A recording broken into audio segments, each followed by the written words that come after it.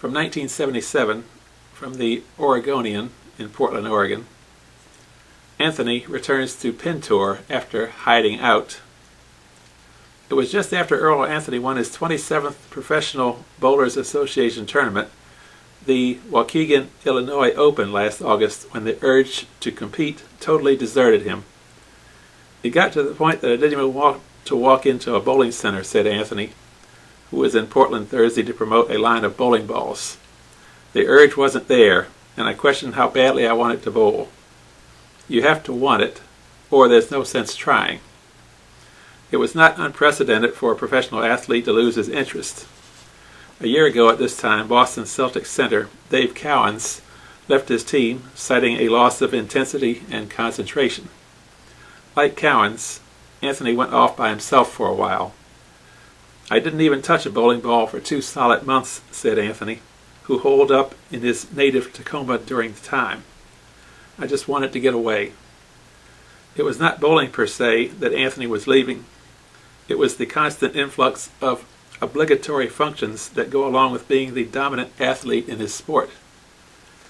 There were television things, radio things, and you newspaper people all of the time, said Anthony. It is nice to be in a position where these things come about, but sooner or later it gets to you.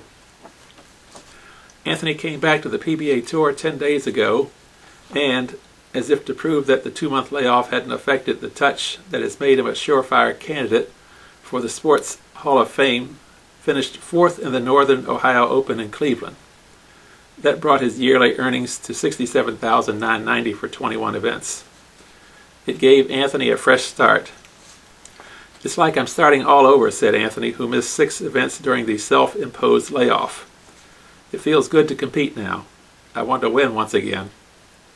There is little that Anthony hasn't accomplished in bowling. He has won a record 27 PBA titles in 7.5 years, 3 more than the old record that Dick Weber and Don Johnson accomplished in 16 years each. He became the first bowler to earn more than $100,000 in one season when he won $107,585 in 1975, then topped that with $110,833 in 1976. He has been named Professional Bowlers Association Bowler of the Year the last 3 years and has had the highest per-game average on the tour in the same span. In short, Earl Anthony was at his peak coming into this year. Now, though, after nearly 8 years of focusing on the 1-2 pocket, he is left-handed, Anthony is focusing on an unofficial retirement that should come within 2 years. I don't want to hang on until I can't bowl anymore, he said. I want to go out there before I start losing my urge and feel for the game. That should be in about 2 years, but if I start losing it earlier than that, I won't hesitate to step out right away. Likewise, I don't promise that I'll quit after the next 2 years, but I will have to be bowling awfully well to stick around. After that, Anthony doesn't have any specific plans. He will bowl in hand-picked tournaments, maybe 10 to 12 a year, but the regular PBA Tour will be behind him. Bowling has been very good to me, he said. When I started out 7 years ago, I didn't know how far I would go. I just took it a tournament at a time.